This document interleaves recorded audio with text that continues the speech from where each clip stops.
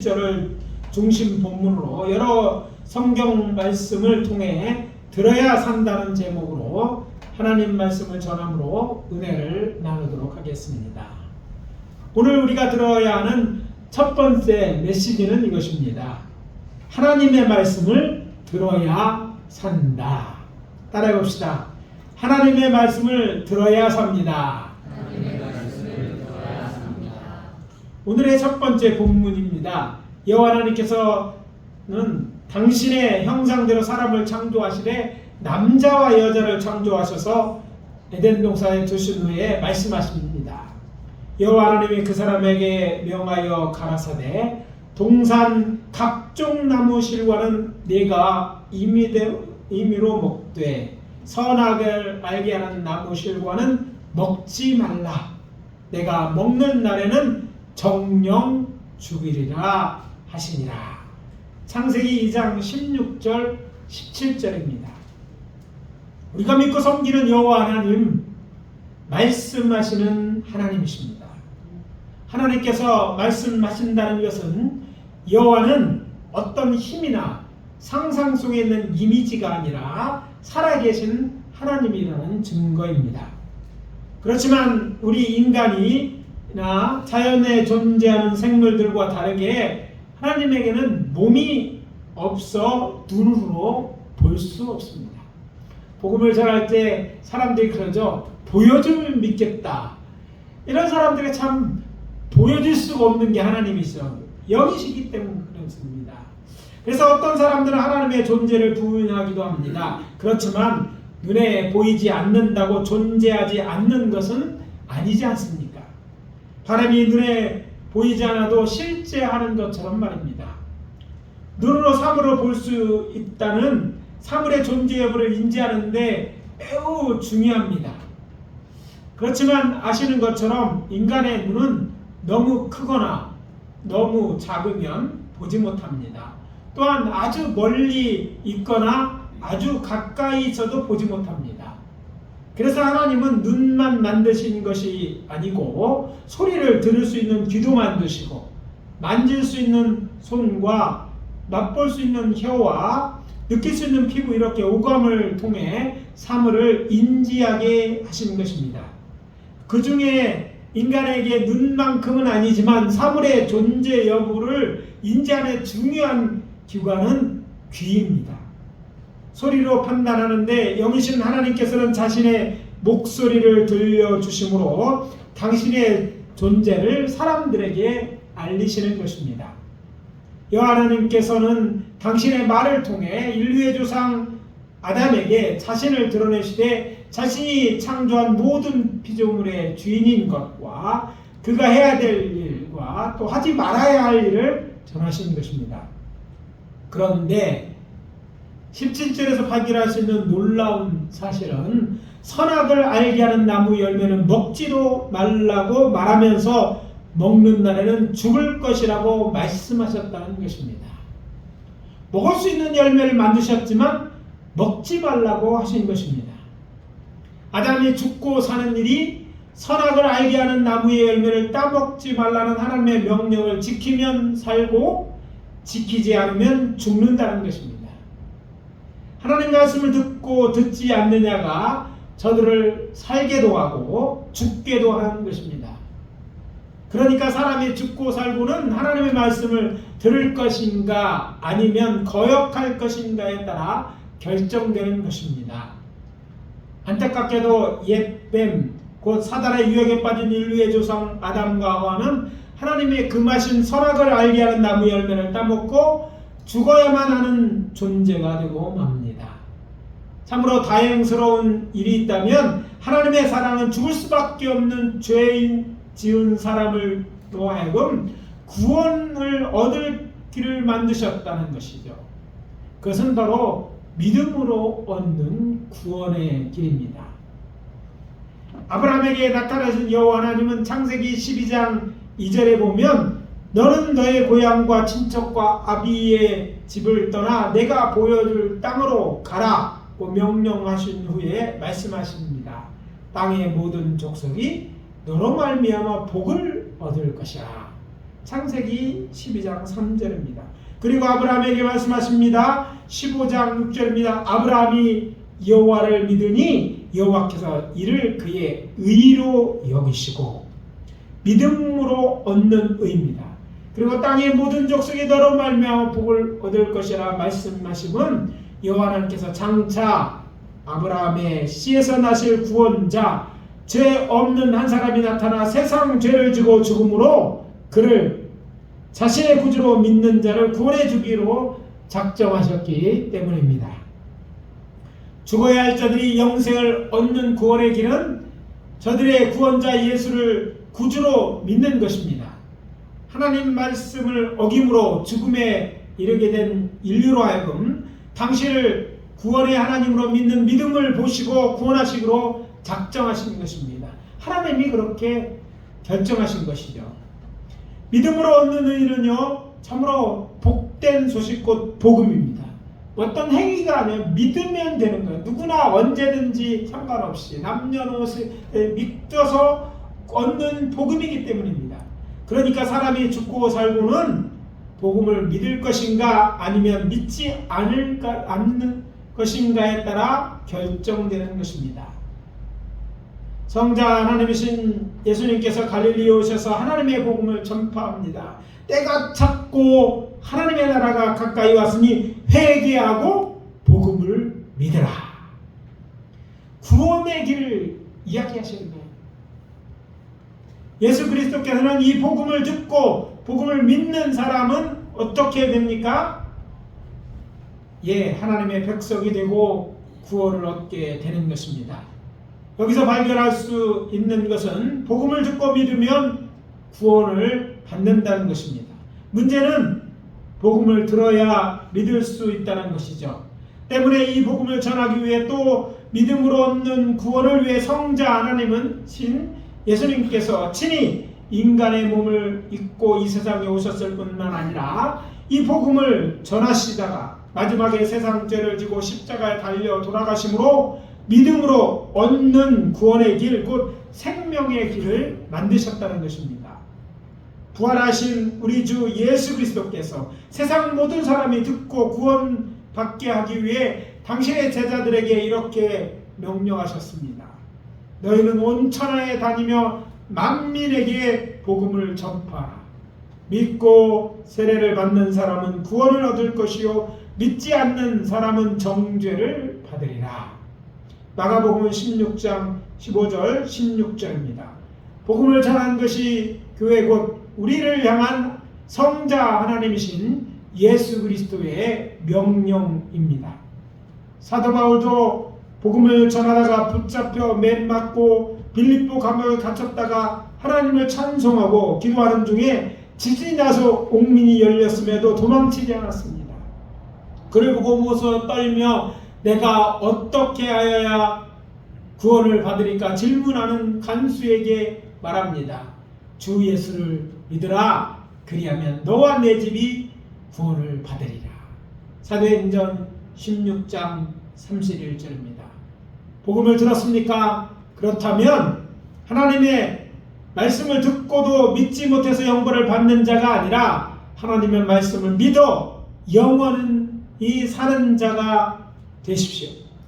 우리 모두 영생을 얻는 자가 되어야 할 것입니다. 여호와 하나님이 살아계신과 그분의 말씀이 진리를 믿으십니까? 아멘. 확실합니까? 그렇다면 큰 소리로 아멘. 구원 얻는데 다른 게 필요한 것이 아니라 이 믿음이 있어요. 하나님의 말씀을 믿는 거예요.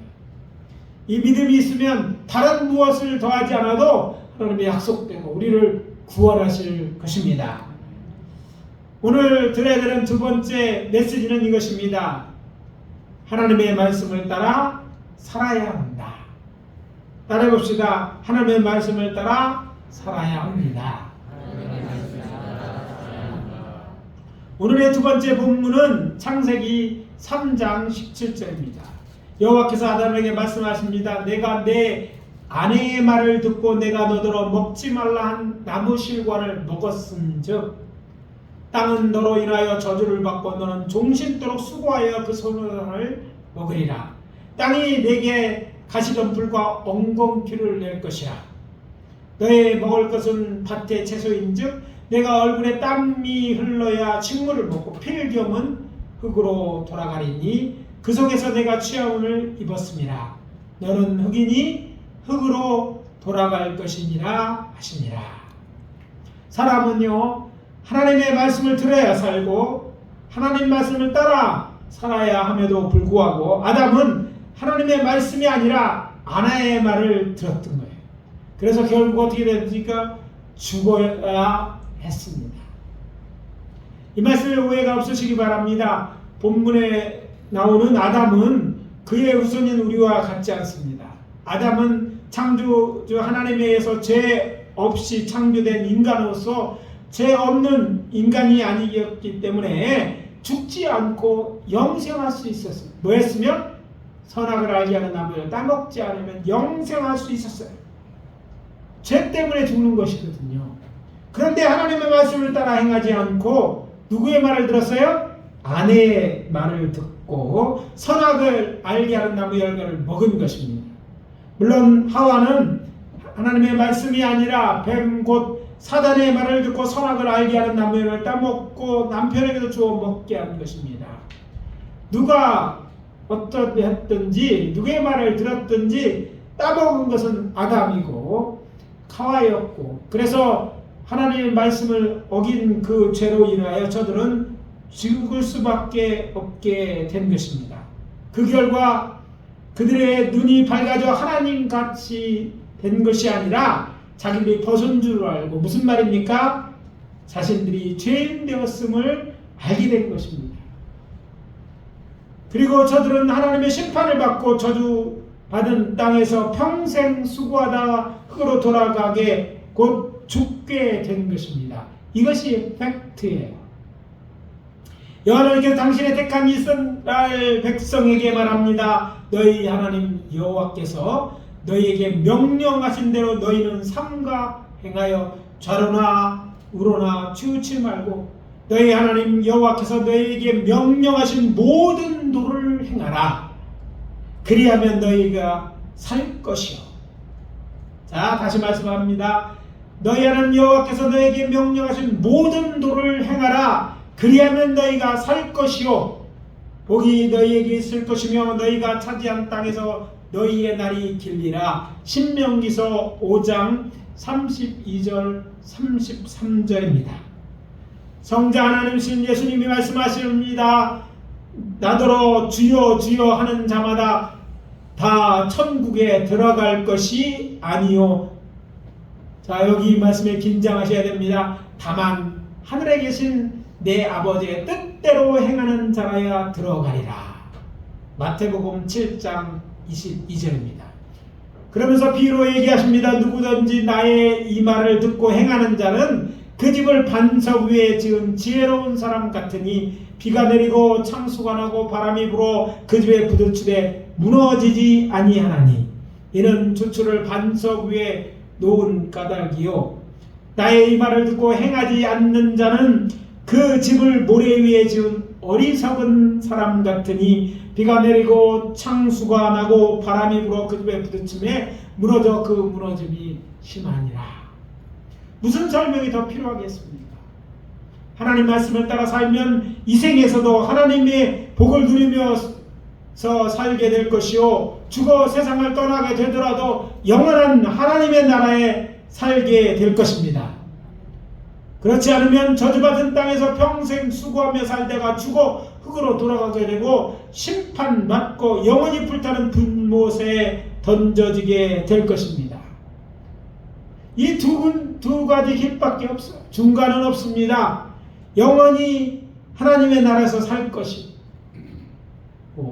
또 어떤 자들은 영원히 불못에서 고통당하면서 살아야 될 것입니다. 그래서 말씀드립니다. 우리를 멸망시키려는 유혹시키려고 유혹하는 사단이나 사람의 말을 듣지 마시고, 그것이 누구의 말이든지 남편의 말이라든지 친구의 말이라도 선생님이라도 사람의 말을 듣지 마시고 대신 우리를 살리시는 하나님의 말씀을 따라 살아가시기를 예수 그리스도의 이름으로 축원합니다. 축원합니다. 어떤 사람들은요, 적당히 하나님 말씀을 따르는 사람도 있고 이건 따르고 저건 따르지 않는 사람들이 있어요. 참 이건 미련한 일이에요. 다 지켜 행하여만 사는 거예요. 이렇게 이제 선택하는 사람들은요, 자신의 마음 가운데 이것은 마음에 부딪히기 때문에 안 하는 사람도 있고, 또 어떤 사람은 그렇게 또 얘기하는 사람이 있다고 그런 말에 혹해서 유혹에 넘어가서 그러는데, 이것은 하나님의 말씀이 아니에요. 하나님 말씀 분명하게 다 지켜 행하면 살 것이라고 하셨기 때문에 다 지키지 않으면 안 지킨 것과 같습니다. 여러분 확실하게 신앙생활 하시기를 부탁을 드립니다. 또 오늘 들어야 하는 마지막 메시지는 이것입니다. 하나님의 약속의 말씀에 소망을 두고 살아야 한다. 따라해 봅시다. 하나님의 약속의 말씀에 소망을 두고 살아야 합니다.